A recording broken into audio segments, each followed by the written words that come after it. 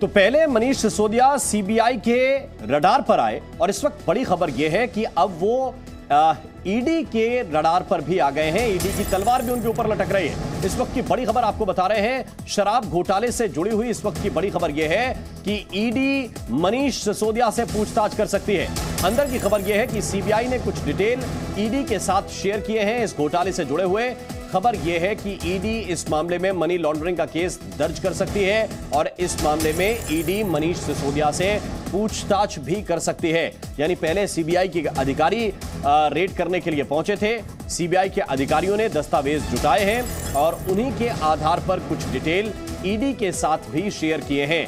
और अंदर की खबर यह मिल रही है कि ईडी इस मामले में केस दर्ज कर सकती है और मनीष सिसोदिया से प्रवर्तन निदेशालय के अधिकारी भी पहुंचकर पूछताछ कर सकते हैं। तो इस वक्त की बड़ी खबर है कि अब ये चूंकि मामला करोड़ों के घोटाले से जुड़ा हुआ है और इस मामले इनको देखिए, ये लोगों को अच्छी क्वालिटी का कोल्ड प्रेस्ड ऑयल बेचते हैं और हर महीने लगभग 5 लाख कमाते हैं। आपको भी ये करना है, इनसे सीखना है। फ्रीडम ऐप को अभी डाउनलोड करें। मामले में ईडी केस दर्ज करके मनीष सिसोदिया से पूछताछ कर सकती है। अंदर की खबर यह है कि ईडी इस मामले में जल्द ही केस दर्ज कर सकती है, क्योंकि सीबीआई ने जो डिटेल ईडी के साथ शेयर किए हैं, साझा किए हैं, उनके आधार पर ईडी के अधिकारियों का कहना है कि केस बनता है और इस मामले को लेकर केस रजिस्टर ईडी भी कर सकती है।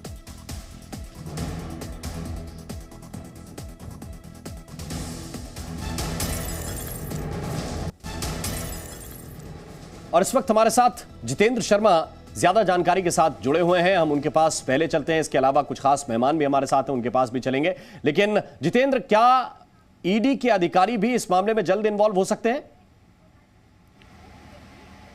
बिल्कुल सही बात राम, क्योंकि ये बात तय है कि ईडी इसमें जल्द ही छापेमारी करेगी, मनीष सिसोदिया और बाकी आरोपियों से पूछताछ करेगी। हालांकि अभी तक मनी लॉन्ड्रिंग का मामला दर्ज नहीं किया गया है, लेकिन सीबीआई के अधिकारियों से जो केस फाइल है वो सारी जानकारी ईडी ने ले ली है। अब उसको स्टडी करके आप मान सकते हैं कि 1 या 2 दिन के अंदर ही इसमें ईडी मनी लॉन्ड्रिंग का मामला दर्ज कर अपनी कार्रवाई शुरू करेगी। और हम देख सकते हैं कि आने वाले 1-2 दिन के अंदर ही हो सकता है कि ईडी इस मामले को लेकर के अपनी छापेमारी भी करे, क्योंकि जब भी ईडी कोई मनी लॉन्ड्रिंग का मामला दर्ज करती है तो उसके लिए प्रीडिकेटेड ऑफेंस, यानी कि कोई भी केंद्रीय या राज्य की जांच एजेंसी की तरफ से किसी भी तरह का जो आपराधिक मामला है वो दर्ज होना बेहद ज़रूरी होता है। और उसके अंदर किसी तरह के मनी लॉन्ड्रिंग का अगर उसके अंदर मामला बनता है तो उसी को आधार बना करके ईडी मनी लॉन्ड्रिंग का मामला दर्ज कर अपनी जांच शुरू करती है।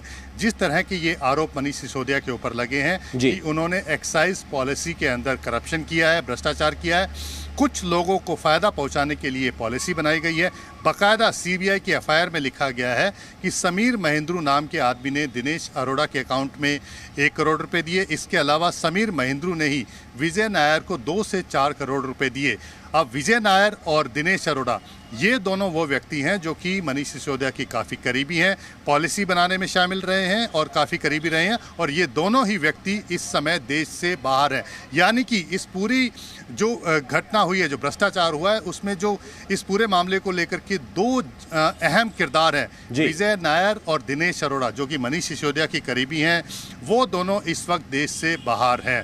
और यही वजह है कि उनका पकड़ा जाना, जो उनसे पूछताछ होना बेहद ज़रूरी है। और सीबीआई को इस बात का भी अंदेशा है कि जो बाकी आरोपी हैं वो भी हो सकता है कि देश से बाहर जाने की कोशिश करें। और यही वजह है कि सीबीआई ने मनीष सिसोदिया समेत जितने भी आरोपी हैं उन सब के खिलाफ लुकआउट सर्कुलर जारी कर दिया है, ताकि अगर कोई भी देश से बाहर जाने की कोशिश करता है तो उनको पकड़ा जा सके। हालांकि जो सरकारी अधिकारी होते हैं, यानी कि मैं कहूं कि जो सरकार, भारतीय जनता पार्टी के प्रवक्ता आशीष सूद जी जुड़े हुए हैं और अनुराग ढांडा जी इस वक्त हमारे साथ जुड़े हुए हैं, आम आदमी पार्टी के प्रवक्ता। अनुराग ढांडा जी, क्या आपको यह लगता है कि लुकआउट सर्कुलर सिर्फ ये दृष्टिकोण में रखते हुए कि मनीष सिसोदिया देश न छोड़ दें इसलिए जारी किया गया है, या फिर चूंकि जितेंद्र जैसे बता रहे हैं कि मामला करोड़ों के करप्शन से जुड़ा हुआ है, कुछ लोग पहले ही देश से बाहर हैं और लोग ना चले जाएं, तो क्या केंद्रीय जांच एजेंसी अपने एहतियात के लिए लुकआउट सर्कुलर जारी नहीं कर सकती?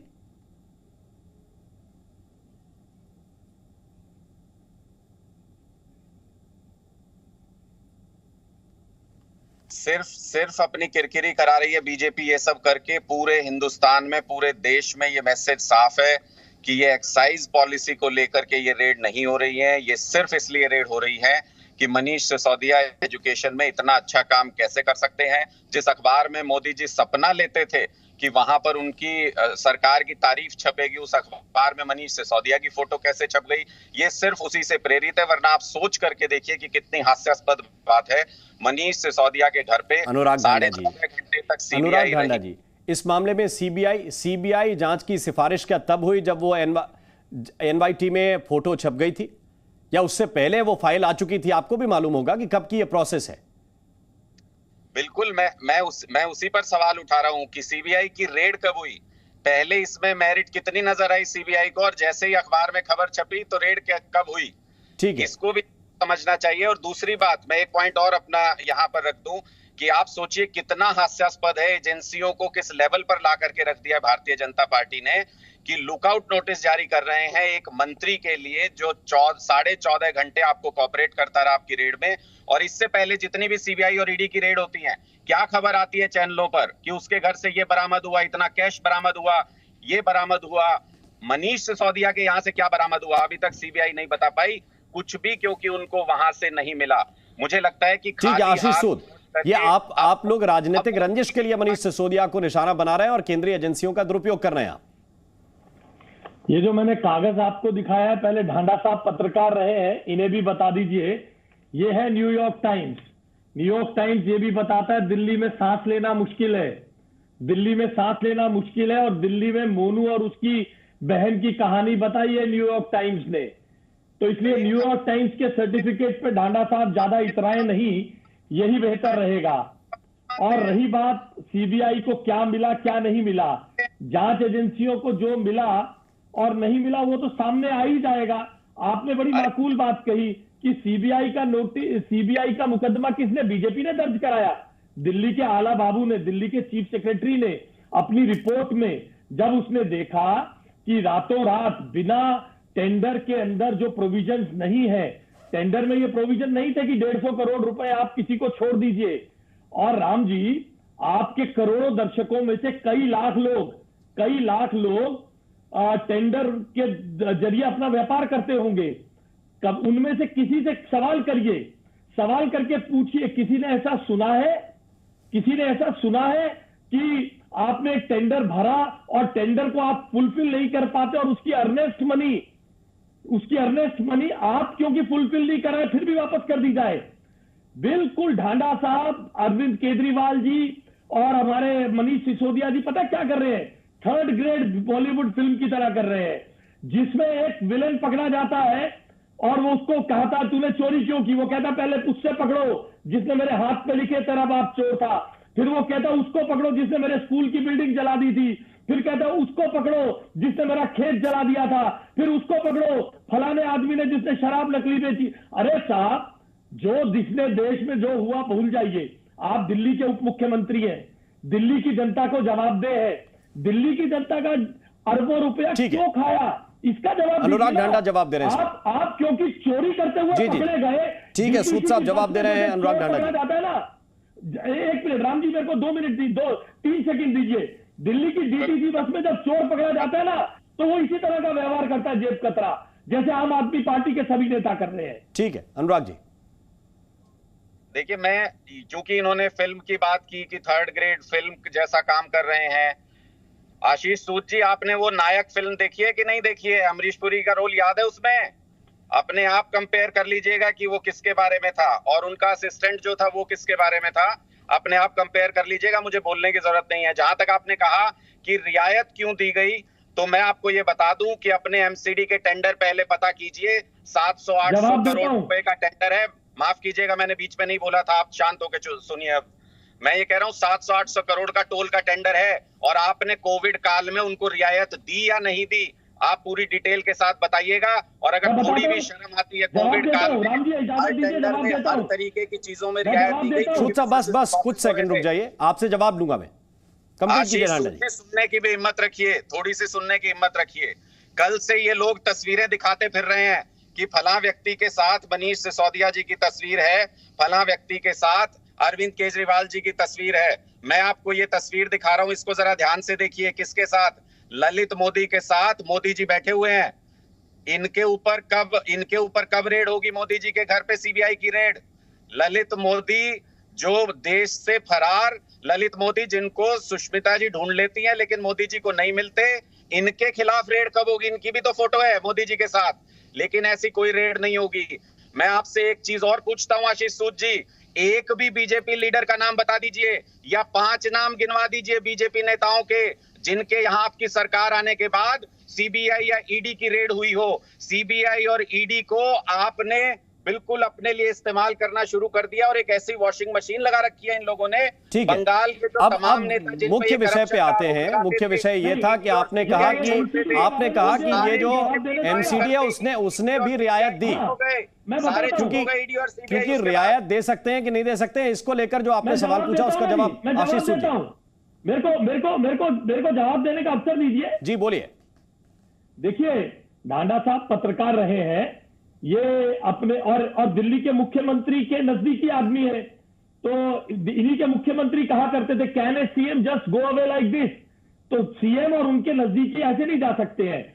एमसीडी के जो टोल टैक्स के टेंडर में रियायत दी गई, वो देश भर के टोल प्लाजा, देखिए ढांडा साहब एक्सपोज होने के बाद सुनने की हिम्मत रखिए। जवाब ले लीजिए ढांडा जी, जवाब ले लीजिए। ढांडा साहब जवाब ले लीजिए। जो आपने कहा कि रियायत दी तो उस पर जवाब ले लीजिए, इसके बाद आगे बढ़ जाएंगे। तो बोलिएगा ना, गलत निकले तो बोलिएगा। आशीष सूद जी जवाब दीजिए, कंप्लीट कीजिए आप। देखिए, टोल टैक्स के संदर्भ में भारत के एनएचएआई ने और भारत सरकार ने कोविड के काल में सारे देश के टोल प्लाजाज को उसकी रियायत दी। ढांडा साहब पत्रकार है, इन्हें इतना सामान्य ज्ञान होना चाहिए था। आगे की सुनिए, ढांडा साहब उद्वेलित मत होइए, मुझे पता है केजरीवाल सरकार चोर है और उसकी चोरी को आप जैसे लोगों को डिफेंड नहीं हो रहा। सुनिए, देखिए ये तरीका ढांडा साहब केजरीवाल सरकार चोर है या नहीं है बताइए। आप उसकी आपने जवाब मांगा था, सुनते क्यों नहीं? सुनिए ना। अरे जवाब क्या ही बता रहा हूँ, आपने कहा कि आपने रियायत दी तो उसमें कितने का गबन हुआ? सीबीआई रेड कब होगी एमसीडी के नेताओं पर? आशीष सूद के घर पर सीबीआई कब पहुंचेगी? पूरा तर्क सुन लीजिए ढांडा जी, पूरा तर्क सुन लीजिए, फिर आप वापस आ जाना। दोबारा काउंटर आपको मैं मौका दे दूंगा, फिर आप वापस काउंटर कर लीजिए, लेकिन बात तो पूरी हो जाने दीजिए। सबको पता है, सुनिए जरा आगे सुनिए। जिस चीज का टेंडर के अंदर जो एमसीडी का टोल टैक्स कलेक्शन का टेंडर है, उसमें क्लॉज है फोर्स मेजर अगर वॉर छिड़ जाए, एपिडेमिक आ जाए, तो कैसे टेंडर को रीइंबर्स किया जाएगा?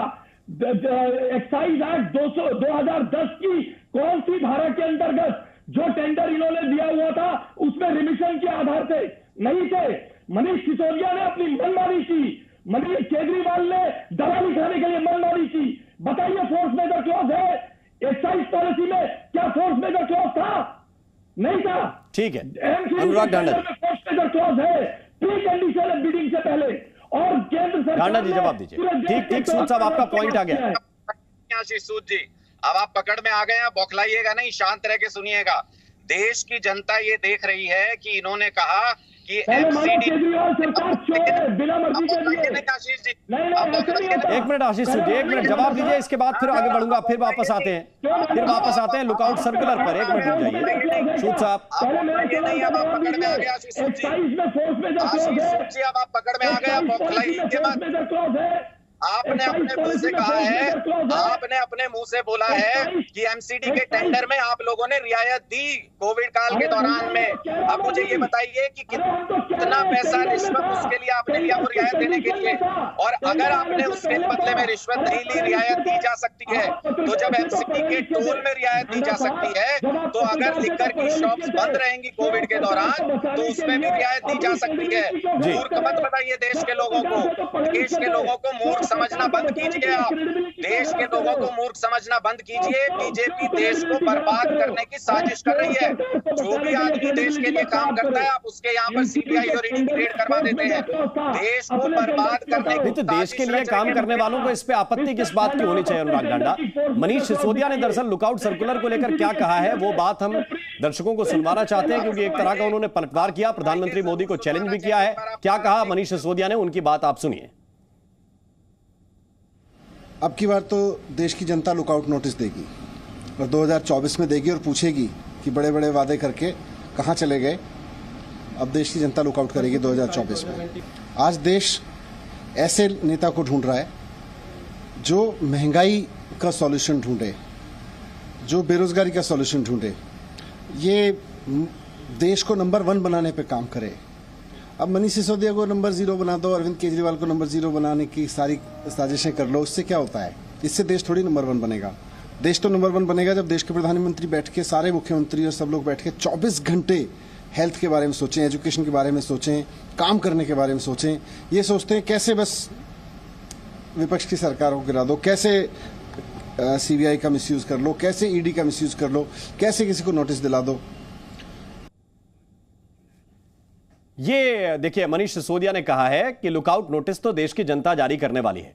अब अनुराग ढांडा जी, अगर देश छोड़कर किसी को जाना नहीं है, 12-13 और आरोपी है मनीष सिसोदिया के अलावा, किसी को देश छोड़कर जाना नहीं, तो उस नोटिस के बाद दिक्कत किस बात की है, आपत्ति किस बात की? आप अपने घर पर हैं, आपने कह दिया कि मैं घर पे हूं, जिस जांच एजेंसी को भेजना है भेज दीजिए। मैं आपसे यही बात कह रहा हूं, इससे सरकार की मंशा का पता चलता है, इससे एजेंसी का कैसे दुरुपयोग किया जा रहा है उसका पता चलता है। लुकआउट नोटिस जारी किया जाता है जो व्यक्ति एब्सकॉन्डिंग हो, जिसकी सर्च की जा रही हो, वो कहीं देश छोड़कर ना चला जाए। ये लुकआउट नोटिस इनके कहां चले गए थे जब नीरव मोदी गए? ये लुकआउट नोटिस कहां चले गए जब मेहुल चोकसी गए? ये लुकआउट नोटिस इनके कहां चले गए थे जब तो अनुराग ढांडा, अब इनमें से अगर घोटाले का कोई आरोपी भाग जाएगा तो फिर ये सवाल दोहराएंगे ना आप? नहीं, अच्छा, तो मैं वही कह रहा हूं आपसे कि जिसको भागना था वो इनके दोस्त, इन्होंने इंफॉर्मेशन रिलीज करके रेड होने से पहले भगा दिए थे। यहाँ पर मनीष सिसोदिया जी ने 14.5 घंटे, और आज से नहीं है, हम 2-3 महीने से कह रहे हैं कि ये केस दर्ज करके मनीष सिसोदिया जी को गिरफ्तार करेंगे। इसका मतलब हमको जानकारी थी, जिसको भागना होता वो भाग चुका होता। कोई नहीं भागेगा, कोई नहीं डरता इनकी सीबीआई और ईडी से, क्योंकि इसमें कोई केस ही नहीं है। सिर्फ ये बीजेपी हेडक्वार्टर में बैठ करके कुछ पन्ने काले किए गए हैं, कुछ कैरेक्टर्स बनाए गए हैं, कुछ कहानियां बनाई गई हैं। मैं जवाब दूं राम जी? जी ठीक है, राम जी मैं जवाब आशीष दूं? सूद साहब जवाब दीजिए। देखिए, मैंने पहले कहा ना, फिल्म सी ग्रेड फिल्म का प्लॉट है, ये सी ग्रेड फिल्म का प्लॉट है। मेरे को क्यों पकड़ा, पहले उसको क्यों नहीं पकड़ा, उसको क्यों नहीं पकड़ा, उसको क्यों नहीं पकड़ा, उसको क्यों नहीं पकड़ा? इनको देखिए, ये लोगों को अच्छी क्वालिटी का कोल्ड प्रेस्ड ऑयल बेचते हैं और हर महीने लगभग 5 लाख कमाते हैं। आपको भी ये करना है, इनसे सीखना है। फ्रीडम ऐप को अभी डाउनलोड करें।